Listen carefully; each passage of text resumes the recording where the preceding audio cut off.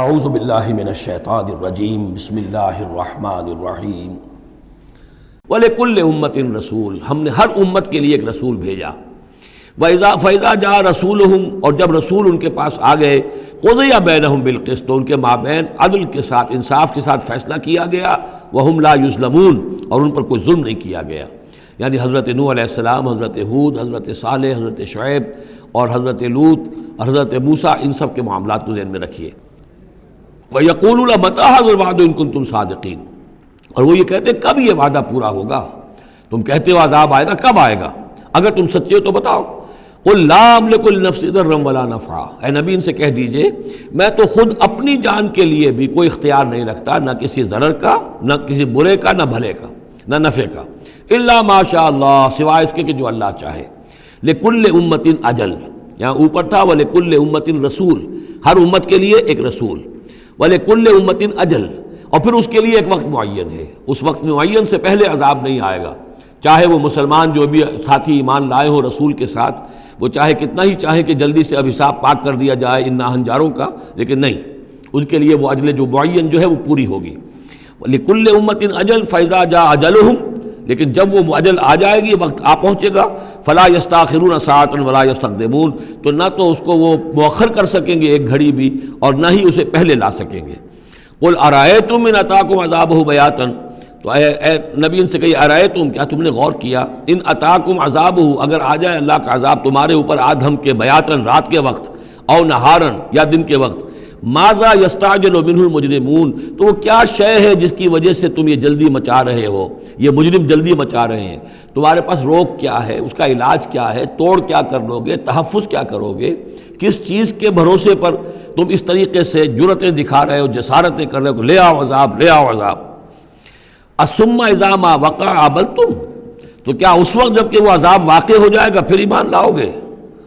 آمنتم بہ، ثم اذا ما وقع آمنتم بہ، تو کیا اس وقت جب کہ وہ عذاب واقع ہو چکے گا تب ایمان لاؤ گے؟ آلان، کیا اب؟ وقد کنتم بہ تستعجلون، اس سے پہلے تو تم اس عذاب کی جلدی مچا رہے تھے، اب ایمان لانے کا کوئی فائدہ نہیں۔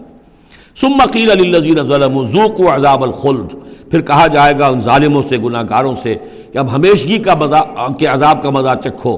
هل تجزون الا بما کنتم تکسبون، تمہیں بدلہ نہیں دیا جا رہا ہے مگر تمہارے اپنے کرتوتوں ہی کے طفیل۔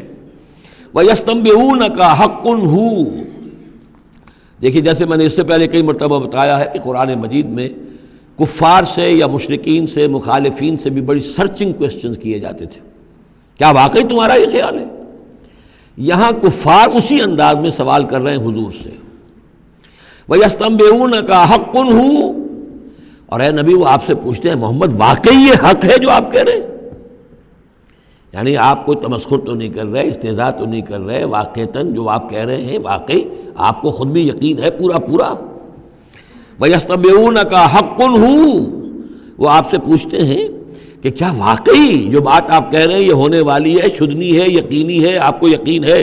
قُلْ اِی وَرَبِّی إِنَّهُ لَحَقٌّ، بہت زور ہے اس کلام میں، کہہ دیجئے ہاں اور مجھے میرے رب کی قسم ہے کہ وہ حق ہے، شدنی ہے، اٹل ہے، ہو کر رہے گی۔